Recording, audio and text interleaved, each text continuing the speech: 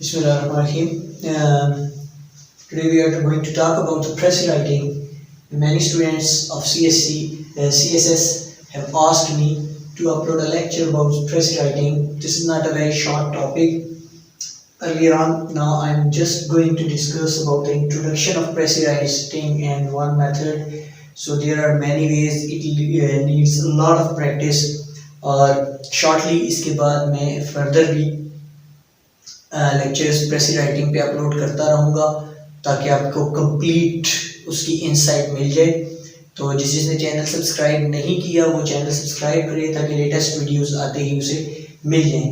और press writing, आइट्स, CSS, इससे related तमाम और इसके अलावा कम्युनिकेशन स्किल्स, इंग्लिश से रिलेटेड तमाम जो यूनिवर्सिटी लेवल कोर्सेज हैं वो होपफुली मेरे इस चैनल में इंग्लिश पे अवेलेबल हैं आपको, तो आप इस पर सब्सक्राइब कर लें। अब प्रेसी राइटिंग को हम स्टार्ट करते हैं। प्रेसी बेसिकली एक वर्ड है, प्रिसाइज, शॉर्ट और कंसाइज, उससे लिया गया, मीन कम्पैक्ट, शॉर्ट और टू द पॉइंट बताना होता है आपने। अब पहले तो प्रेसी राइटिंग के क्वेश्चन को, ये सिर्फ और सिर्फ CSS में नहीं आता बल्कि गैट में और बाकी जगह भी आता है। इसको समझना आपके लिए ज़रूरी है। बाकी टेस्ट्स भी जो होते हैं यूनिवर्सिटी लेवल के समटाइम उसमें भी आता है। प्रेसी राइटिंग इतना इम्पोर्टेंट क्वेश्चन CSS में और CSS के अलावा ये इतना इम्पोर्टेंट क्यों है ये समझना हमारे लिए बड़ा ज़रूरी है। तो इसके लिए हमें पहले देखना होगा कि एग्जामिनर का क्या पॉइंट ऑफ व्यू है, वो क्या असेस करना चाह रहा है, जिसके लिए वो हमें प्रेसी राइटिंग के लिए कह रहा है। तो बेसिकली लैंग्वेज की 4 स्किल्स हैं, reading, writing, listening and speaking. हम नेटिव स्पीकर्स नहीं हैं, so that's why pressy writing basically assess 2 skills at the same time. One is writing skills and another one is reading. देखें basically प्रेसी क्या है, जो आपको टेक्स्ट मिला हुआ है, फॉर एग्जांपल अगर एक 90 वर्ड्स का आपको टेक्स्ट मिला है तो उसको आप 30 वर्ड्स में कन्वर्ट कर देते हैं। ये हो गया उसको स्क्वीज करना। बेसिकली इसका मकसद ये है कि लेटर ऑन जब आप बहुत बड़ी बड़ी चीज़ें लिख रहे हैं तो उनको शॉर्ट टू द पॉइंट आप कैसे लिख सकें, राइटिंग स्किल्स आपकी इंप्रूव करने के लिए। लेकिन यहाँ पे जब आप प्रेसी लिखते हैं तो आपको एक गिवन टेक्स्ट होता है, जैसे मैंने 90 वर्ड्स का एक टेक्स्ट गिवन है, उसको आपने कन्वर्ट करना है 30 वर्ड्स में, यानी ओवरऑल 30 से 35 भी हो सकते हैं और 25 भी हो सकते हैं। ये लिमिट है, ये इसकी प्रोपोर्शन है। अब देखिए there is a simple question, अगर एक स्टूडेंट है उसकी राइटिंग स्किल्स बहुत अच्छी है लेकिन रीडिंग स्किल्स उसकी अच्छी नहीं है, वो टेक्स्ट को अंडरस्टैंड ही नहीं करता, तो वो टेक्स्ट को समराइज करके 30 वर्ड्स में कन्वर्ट कैसे करेगा? बात डेविएट हो जाएगी, मीनिंग वो नहीं होगा, तो उसे पड़ गई मार। क्यों? क्योंकि इसकी रीडिंग स्किल्स इतनी अच्छी नहीं है। अब एक और स्टूडेंट है, उसकी रीडिंग स्किल्स तो बहुत अच्छी हैं, उसने पढ़ा टेक्स्ट को समझ गया, लेकिन when it comes to converting that one into precis, और अब जब वो राइट अप कर रहे तो बहुत सारी नाउन्स को उसने किया और वो गलत लिख गया। अब again this is a mixed type, mean interrelated examination of these 2 skills हैं। तो अब इसलिए आपकी राइटिंग भी अच्छी होनी चाहिए और रीडिंग भी अच्छी होनी चाहिए, तब आप जाके प्रेसी राइटिंग कर सकते हैं।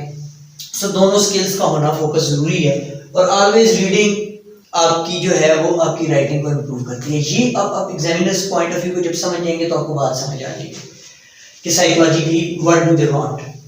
अब प्रेसी राइटिंग के 2 तरीके हैं, एक को कहते हैं रिटेंशन मेथड और एक को कहते हैं deletion method. We will discuss this later on. अभी आप ये समझिए कि आपको फॉर एग्जांपल एक टेक्स्ट गिवन है, ठीक है, आपने पहले क्या करना है, ऑन द फर्स्ट स्टेप आपने उसको रीड करना है। अगर आपको अंडरस्टैंडिंग हो गई, आपको मेन आइडिया उसका रीड आउट करके आपने क्या फाइंड करना है कि मेन आइडिया क्या है। Main idea writers point of view, कि वो क्या बात करना चाह रहा है, राइटर क्या कहना चाह रहा है, क्या चीज साबित करना चाह रहा है। अगर आपको एक बारी पढ़ के उस सारे के सारे टेक्स्ट को राइटर का मेन आइडिया आपने ग्रैस्प कर लिया, उसको पकड़ लिया, तो दैट्स फाइन। अगर नहीं पढ़ सके, नहीं पता चला आपको, तो फिर आप उसको पहला स्टेप है रीरीड, दूसरा स्टेप है रीरीड करें। होपफुली जब 2 बार पढ़ेंगे या तीसरी बार पढ़ेंगे तो आपको आइडिया पता चल गया। तीसरी चीज ये है कि रीडिंग स्किल्स हैं, मैं उस पर भी होपफुली लेक्चर 1-2 अपलोड कर दूंगा। एक को कहते हैं स्किमिंग, एक को कहते हैं स्कैनिंग।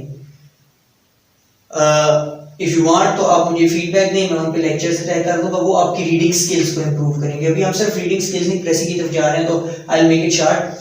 तो फिर आपको पता चलेगा उसमें ये है कि आपने रीड करना है चंक्स में, फ्रेजेस में, आपने हर लफ्ज के साथ इंटेंगल नहीं करना, उससे नहीं झगड़ना शुरू हो जाना कि इसका क्या मीनिंग है।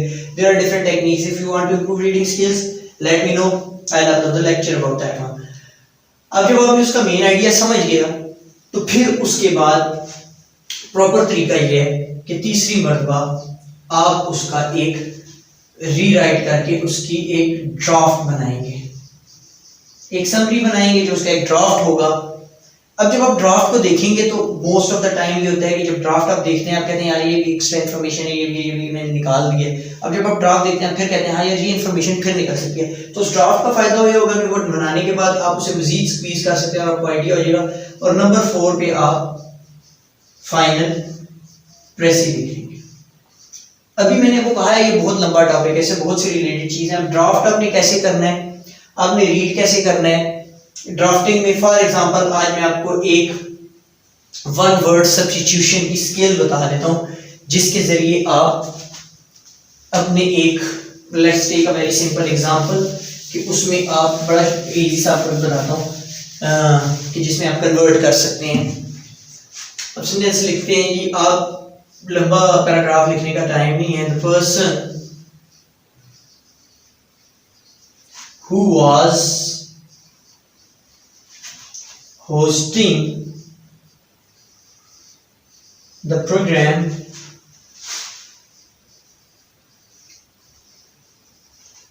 asked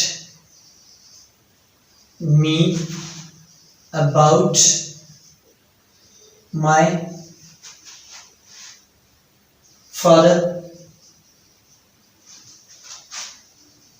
mother, brothers and sisters। ये मैंने सिंपल सा इसलिए लिखा था कि आप समझ जाएं अभी हम रीडिंग स्किल्स में नहीं जा रहे। अब आपने इसे एक बार ही पढ़ा और पहली बार ही पढ़ के आप इसका मेन आइडिया समझ गए। अब आप इसका एक ड्राफ्ट बनाते हैं, मीन आप लिखते हैं for example the person who was hosting the program asked me about my, बड़ी आसानी से आप समझ रहे हैं कि आप माय ब्रदर सिस्टर फादर और मदर को आप क्या कहते हैं, माय फैमिली। आप सिबलिंग्स लिखना चाहते हैं तो सिबलिंग्स लिख दें, ask me about my family और my siblings। ये अब आपका हो गया रफ ड्राफ्ट, जो आपको मैंने कहा था क्या फर्स्ट इंस्टेंस पे बनाएंगे। अब अगर आप इस रफ ड्राफ्ट पे गौर करें तो आपको नजर आएगा, थोड़ा सा गौर करें तो आपको नजर आएगा कि यार जैसे इसको मैंने फैमिली से रिप्लेस किया है तो द पर्सन हु, अब देखिए इन तमाम लफ्जों को इसको कहते हैं 1 वर्ड सब्स्टिट्यूशन। ये फैमिली है 1 वर्ड सब्स्टिट्यूशन, ये ड्राफ्टिंग में टेक्निक आपको बता रहा हूं। अब ये आप देखेंगे कि इसको भी the person who was hosting the program, जो पर्सन जो होस्ट कर रहा हो प्रोग्राम को, उसे क्या कहते हैं, तो सिंपली आप कह सकते हैं, इसको आप रिप्लेस कर सकते हैं इस वर्ड से, the host asked me about my family। अब ये आपका फाइनल ड्राफ्ट है और तैयार हो गया। अब इसमें आप 2 चीजें देख लें, एक तो इसको देख लें और इसकी डिजाइन देख लें। ऑलमोस्ट 1/3 हो गई है, हम अंदाजे से देख रहे हैं, आपको नजर आ रही है 1/3। तीसरी चीज जो बहुत इंपॉर्टेंट है वो ये है कि आपकी प्रेसी का मतलब है summary of the original text. ऐसा ना हो कि कहीं जब आप समराइज कर रहे हैं तो जो आप ओरिजिनल बात कर रहे हैं उसका मीनिंग डेविएट हो जाए, it's meaning should not deviate. Deviate मतलब जो बात वो कर रहा है उससे इधर उधर हो जाए। मीन अगर आप यहाँ पे सिर्फ एक नॉट लगा दें, the person did not ask लगा दें, नॉट लगा दें, सिर्फ नॉट के वर्ड की वजह से टोटल मीनिंग वेरी कर जाएगा। तो इसलिए वो जो डिलीशन मेथड है उसके बारे में हम डिस्कस करेंगे। समटाइम वो एडवाइजेबल इसलिए नहीं होता कि समटाइम लोग उसको करने में डेविएट कर जाते हैं, लेकिन आप कोई भी मेथड यूज कर सकते हैं, सिर्फ आपकी ग्रिप होनी चाहिए रीडिंग पे। अगर आप रीड करके उसे अच्छा अंडरस्टैंड कर रहे हैं, अब आप देखिए इसके और इसके ना मीनिंग में कोई वेरिएशन है, ना डेविएशन है, और ना बेसिक टेक्स्ट में कोई डेविएशन है। देखिए ये शॉर्ट हो गया। So this is the first exercise for प्रेसी writing. Now you have gone through the lecture, look at it. If you have any queries, do ask me and let me know what else you need to upload, and please do subscribe the channel Mobi English for your better learning. Thank you very much.